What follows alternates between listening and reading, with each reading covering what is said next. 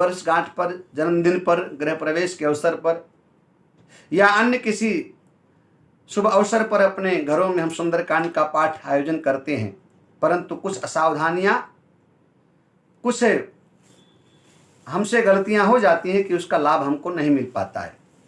तो सबसे पहले मैं आपको बताऊं, हमें सावधानी से सावधान होकर सुंदरकांड का पाठ करना चाहिए। सबसे पहले सुंदरकांड का जब पाठ करना हो तो ये बात ध्यान रखिए कि हम पवित्र हैं कि नहीं। उसमें पवित्रता जरूरी है, क्योंकि जब सुंदरकांड का पाठ करते तो आपके हाथ में ग्रंथ होता है, पुस्तक होता है। रामचरितमानस का 5वां सोपान सुंदरकांड होता है, वो ग्रंथ है। और जब अपने हाथ में आप ग्रंथ लेते हैं तो आपको विचार करना पड़ेगा, विचार करना चाहिए कि वो हो उस समय हम शुद्ध हैं कि नहीं। तो यदि आप शुद्ध हैं, आप साफ सुथरे हैं, आप पवित्र अवस्था में हैं, यदि आप अपवित्र हैं तो कृपया आप सुंदरकांड का पाठ कीजिए, लेकिन आप पुस्तक मत लीजिए। आपको ज़बानी याद है तो ठीक है। पहली बात, सुंदरकांड के पाठ में आप बैठिए तो आपको पवित्रता का पूरा ध्यान रखना है, क्योंकि ग्रंथ को हम तभी स्पर्श कर सकते हैं जब हम शुद्ध हों। और वो ग्रंथ जो है वो स्वयं हमारे लिए परमात्मा के एक स्वरूप में है। यानी जैसे हम भगवान की प्रतिमा को महत्व देते हैं, जैसे हम भगवान को मानते हैं, उतना ही स्थान ग्रंथ का है। हम अपने ग्रंथों की थोड़ा ध्यान रखें, उनको ईश्वर के समान उनकी पूजा करनी चाहिए। अक्सर में देखा गया है। अच्छा, एक बात और मैं आपको बताऊं, जब आप सुंदरकांड का पाठ कीजिए तो उसमें बिल्कुल किसी प्रकार की कोई मिलावट मत कीजिए, शुद्ध सुंदरकांड का पाठ हो। आजकल कुछ यजमान परिवार कहते हैं कि महाराज बीच में भजन भी होना चाहिए, और कुछ लोग बीच बीच में सुंदरकांड के पाठ में भजन का भी प्रयोग करते हैं। तो ध्यान रखना, सुंदरकांड के पाठ में किसी प्रकार कोई भजन की आवश्यकता नहीं है। ये मैं बड़े दावे के साथ कह रहा हूं, क्योंकि सुंदरकांड अपने आप में स्वयं संगीतमय है, लयबद्ध है, स्वर ताल से परिपूर्ण है। इसमें अनेक प्रकार से स्वरों में आप सुंदरकांड को गा सकते हैं। इसमें भजन के बीच में कोई आपको आवश्यकता नहीं है। आप यदि भजन गाते हैं तो ये सुंदरकांड की त्रुटि मानी जाती है। ये सुंदरकांड संपूर्ण ये नहीं हो पाएगा, क्योंकि बीच में किसी भी प्रकार से सुंदरकांड में भजन गाना ये उचित नहीं है। हाँ, आवश्यकता पड़े एक आध जगह आप भगवान के नाम का बीच में संकीर्तन करा दें, वो ठीक है, परंतु बीच में भजन गाना ये अपराध की श्रेणी में आता है। अब आप कहोगे कि अपराध कैसे हो गया भजन गाना, तो मैं आपको बताता हूं अपराध किस प्रकार से होता है। अक्सर में देखा गया है कि जब लोग सुंदरकांड का पाठ करते हैं, बीच में भजन गाने लगते हैं, तो कुछ लोगों की आदत होती है कि बीच में भजन गाते गाते वो श्रोताओं से कहते ताली बजाओ। और सीधी सी बात है भैया, भजन गाओगे तो ताली तो बजेगा। तो जब भजन बीच में सुंदरकांड में हो रहा है, मान लिया 10 दोहा पढ़ लिया गया, इसके बाद भजन होने लगा, तो जो श्रोता है वो क्या करते हैं, पुस्तक उठा करके जमीन में रख दिया करते हैं। तो ये सबसे पहली गलती आपकी हो गई कि जिस पुस्तक को हम अपने हाथ में ले रखे हैं, उस पुस्तक को हमने उठा करके जमीन में रख दिया, जहाँ हमारे चरण पड़े हैं, हमारे पाँव पड़े हैं, और वो जमीन उस पे जो दरी इत्यादि बिछी है कितनी अपवित्र है, कितना शुद्ध है, इसका हमने विचार नहीं किया। यानी हमसे गलती कब हुई, जब हमने सुंदरकांड का पाठ करते करते बीच में भजन गाते गाते हमने ग्रंथ को उठा करके नीचे रख दिया जमीन पर। तो ध्यान देना, ये पहली गलती और सबसे बड़ी गलती आपकी है। आप भजन गाने लगे, सामने वाले ने उठा करके पुस्तक जमीन में रख दिया, और निश्चित रूप से वो ग्रंथ का अपमान हो गया।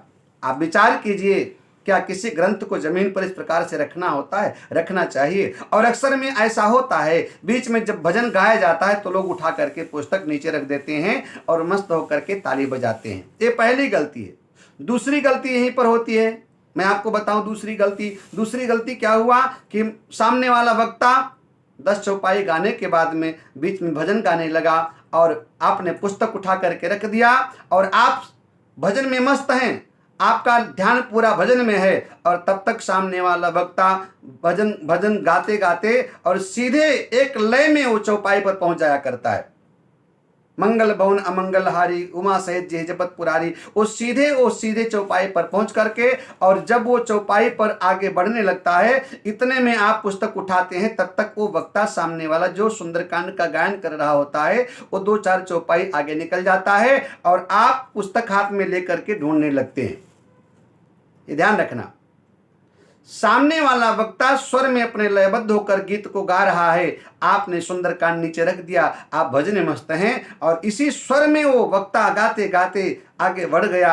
आप पुस्तक उठाते हैं, तब तक 2-3 चौपाई आपसे वहां पर छूट जाती है, कभी कभी 3-4 चौपाई भी छूट जाती है।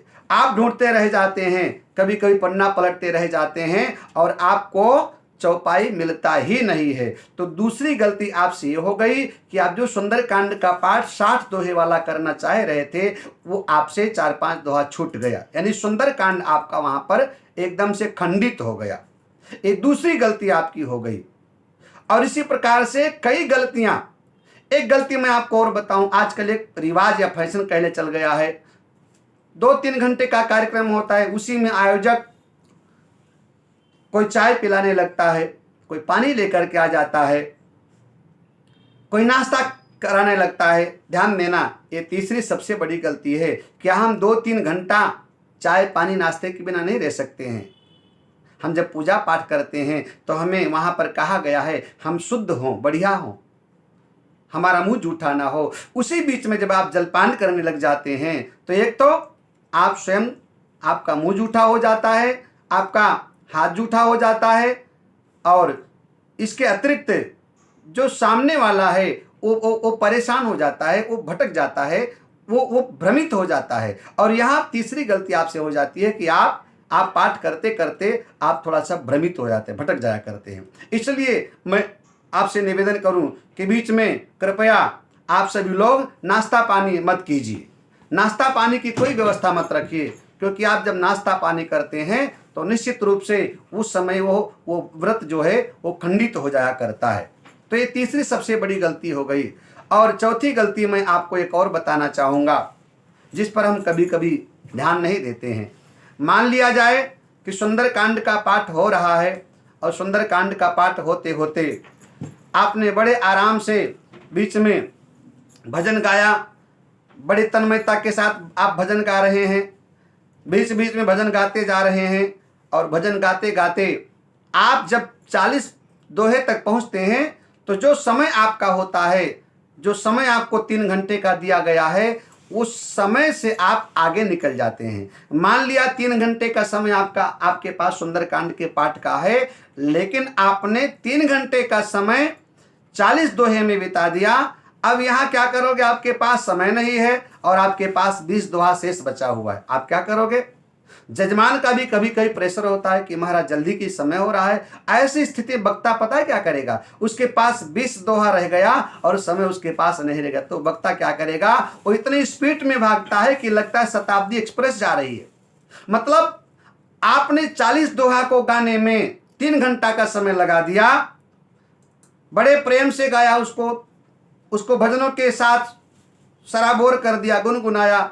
40 दोहा तक आप बड़े बड़े प्रेम से गाते रहे, लेकिन जब 20 दोहा आपके पास बचा और समय आपके पास नहीं रह गया, तो आप इतने स्पीड से भागते हैं, इतने तेज गति से भागते हैं कि मैं अपने शब्दों में कहूं तो आप सुंदरकांड के पाठ का ऐसी तैसी करने में भी आप पीछे नहीं रह जाते हैं। आप विचार कीजिए कि जब आप 20 दोहा आप जब इतने स्पीड में गाते हैं तो ना आपके समझ में आता है, न सामने जजमान के समझ में आता है, न श्रोताओं के समझ में आता है, और न ही पढ़ने वाले के समझ में आता है। आपने अपने स्वर में उसको 100 की स्पीड में गा करके और सुंदरकांड आपने विश्राम तो दे दिया, लेकिन 20 दोहा आपने जो लास्ट का था वो भजन के चक्कर में आपने सारा का सारा किए कराए पे आपने पानी फेर दिया। इसलिए ध्यान देना, किसी भी प्रकार से सुंदरकांड का पाठ करते करते आप ये गलती मत करें जो गलती हमसे अक्सर में हो जाया करती है।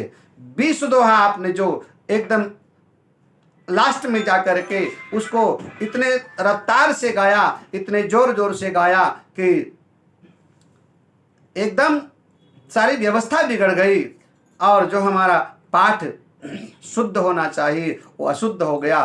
तो मैं निवेदन करूंगा, जो सुंदरकांड का पाठ आप कर रहे हैं वो कृपया शुद्ध सुंदरकांड का पाठ कीजिए। आपको भजन गाना है तो आप सुंदरकांड का पाठ आराम से कीजिए, प्रेम से कीजिए, स्वरबद्ध में कीजिए, लयबद्ध होकर कीजिए।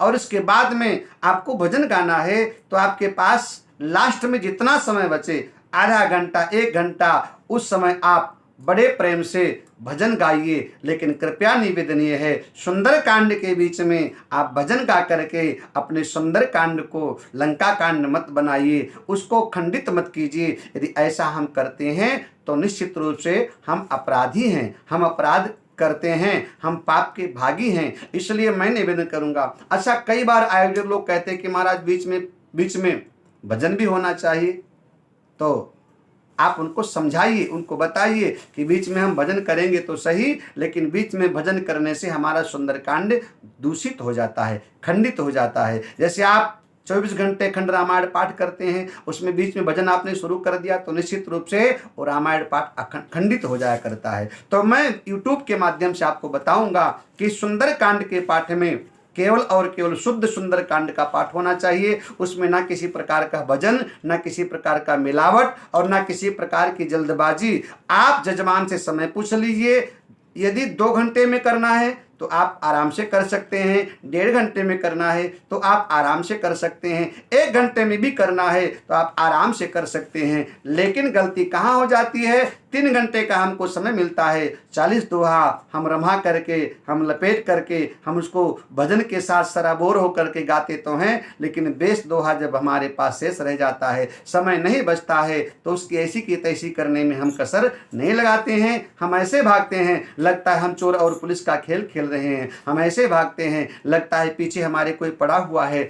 हम ऐसे भागते हैं, लगता है शताब्दी ट्रेन की तरह रफ्तार में हम लोग भाग रहे हैं। तो कृपया सुंदरकांड को सुंदरकांड बना करके गाइए, ना कि उसको लंका कांड गा करके और आप सुंदरकांड की गरिमा का मान मर्दन करें, उसकी महिमा को कम करें। सुंदरकांड में यदि आप भजन कीर्तन करना चाहते हैं तो जब विश्राम हो सुंदरकांड संपूर्ण सकल सुमंगलदायक रघुनायक गुणगान, सादर सुनहि तरहि भव सिंधु बिना जल जान। विश्राम के समय आप भजन गाइए और बीच में आप किसी प्रकार का कोई भजन न गाइए। तो ये हमारे विचार हैं और शास्त्रीय विचार है, प्रमाणित विचार है। ये विचार कैसा लगा कृपया अवश्य आप हमको बताइएगा। और हमारे द्वारा ये बताया गया विचार यदि आपको रुचिकर लगा हो, अच्छा लगा हो, तो कृपया आप सभी लोग इस पर अपने अपने राय दीजिए कि आप क्या कहना चाहेंगे। आप कमेंट में जरूर लिखिएगा। जय सीताराम। भगवान की कृपा आपके ऊपर बनी रहे। हर हर महादेव।